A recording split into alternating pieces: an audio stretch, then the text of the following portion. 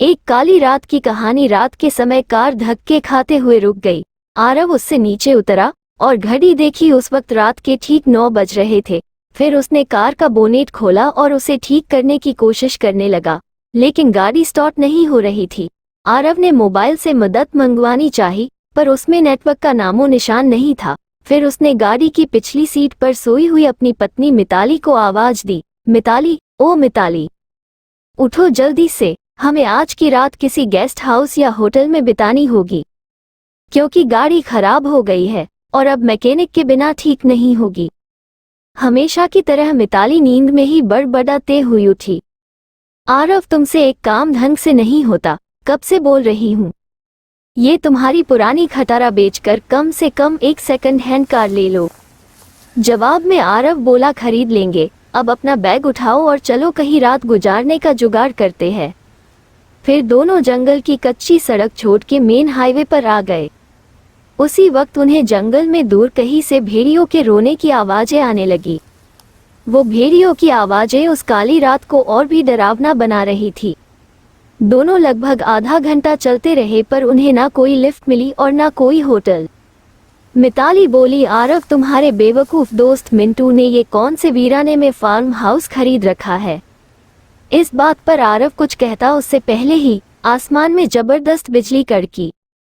उस आवाज से डरी हुई मिताली आरव के सीने से लिपट गई। उस वक्त आरव के चेहरे पर एक मुस्कान चमक गई थी। तेज बारिश के आसार नजर आने लगे थे। तभी चलते चलते बिजली की चमचमाती तेज रोशनी में उन्हें एक पुरानी हवेली दिखाई दी।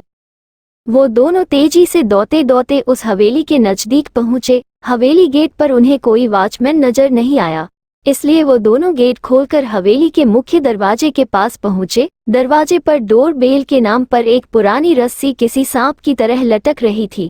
उस रस्सी को आरव ने 2-3 बार खींचा, लेकिन अंदर से किसी भी घंटी की आवाज नहीं आई। फिर मिताली दरवाजे पर खटखटाने के लिए अपना हाथ आगे बढ़ा ही रही थी, उससे पहले ही अंदर से एक भारी आवाज आई, अंदर आ जाओ, दरवाजा खुला है। उन्हें दोनों को ये बात अजीब लगी, क्योंकि अंदर से किसी भी घंटी की आवाज नहीं आई थी और न ही उन दोनों ने कोई आवाज की थी। फिर वो दोनों दरवाजा खोलकर अंदर गए। दरवाजे के ठीक सामने झूले पर बैठकर एक आदमी शाही अंदाज में सिगार पी रहा था। उन्हें देखते ही आरव बोला, सर, हम यहाँ से कुछ ही किलोमीटर दूर हमारे दोस्त का फार्म हाउस देखने जा रहे थे, पर बीच रास्ते में हमारी कार खराब हो गई और मदद बुलाने के लिए मोबाइल में नेटवर्क भी नहीं है। क्या हम आपके फोन से एक कॉल कर सकते हैं? झूले पर बैठे उस आदमी के चेहरे पर कोई भाव नहीं था। उसने कहा, जरूर कीजिए, टेलीफोन ऊपर के आखिरी कमरे में है। आरव ने उन्हें पहले परिचय देना उचित समझा। उसने कहा, मेरा नाम आरव है और ये है मेरी पत्नी मिताली। जवाब में वो आदमी बोला, मेरा नाम दादा ठाकुर है, मैं इस हवेली का मालिक हूँ।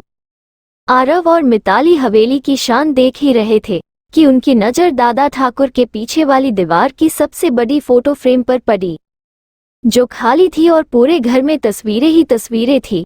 उन सब में एक बात समान थी कि किसी भी तस्वीर में कोई भी हंस नहीं रहा था। सभी तस्वीरें बिल्कुल ही भावनाहीन थी। फिर आरव और मिताली दोनों ऊपरी मंजिल पर गए और आखिरी कमरे में जाकर लैंडलाइन से अपने दोस्त मिंटू को कॉल करने लगे। बहुत बार कोशिश करने पर भी फोन नहीं लग रहा था। तभी मिताली की नज़र उस दीवार पर पड़ी, वहां और एक फोटो फ्रेम टंगी थी। उसमें भी कोई तस्वीर नहीं थी, सिर्फ खाली फ्रेम। उन्हें ये बात थोड़ी अजीब लगी। फिर दोनों नीचे गए और दादा ठाकुर से बोले, आपके लैंडलाइन से फोन नहीं लग रहा है। दादा ठाकुर बोले कि यहाँ की फोन लाइन में हमेशा गड़बड़ी रहती है, दोबारा से प्रयास करें या फिर चाहे तो आज की रात आप दोनों यहीं रुक जाइए। मिताली और आरव कमरे में जाकर फिर कॉल लगाने की कोशिश करने लगे, पर सब बेकार। आखिर में दोनों ने रात को वहीं रुकने का निर्णय लिया। बेड पर लेटते ही दोनों की आंख लग गई। रात के ठीक 1:30 बजे आरव की नींद अचानक से खुल गई और वह एक बार फिर से अपने दोस्त को फोन लगाने लगा, लेकिन उस वक्त फोन पूरी तरह डेड था। हाथ से फोन नीचे रखते हुए आरव की नज़र दीवार पर गई और सामने का नज़ारा देखकर उसके चेहरे पर से हवाइयां उड़ गई, क्योंकि कुछ घंटों पहले देखी हुई खाली फ्रेम में अब उन दोनों की तस्वीर थी और उसके नीचे लिखी थी उनके मौत की तारीख। उसने मिताली को उठाया और उसे तस्वीर दिखाई।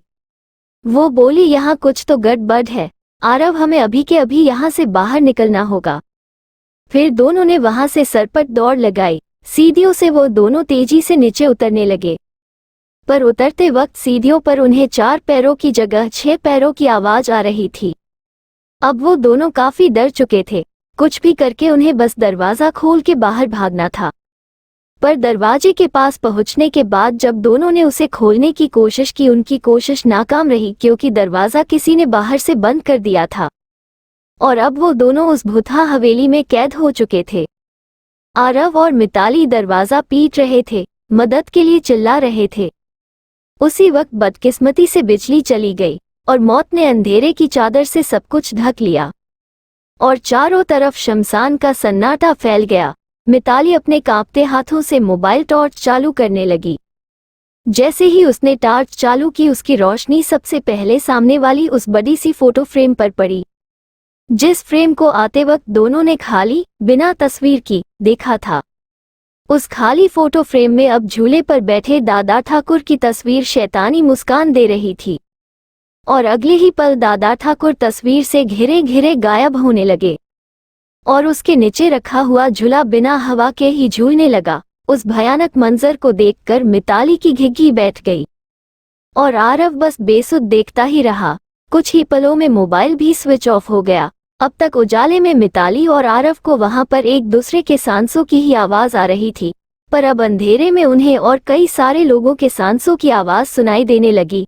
एक एक करके सभी आवाजें नजदीक आ रही थी और कुछ ही पलों में दर्द भरी चीख के साथ उन दोनों की तस्वीर भी बाकी तस्वीरों के साथ हवेली की दीवार पर टंग गई और दादा ठाकुर झूले पर बैठ के सिगार पीते हुए किसी और मेहमान का इंतजार करने लगे।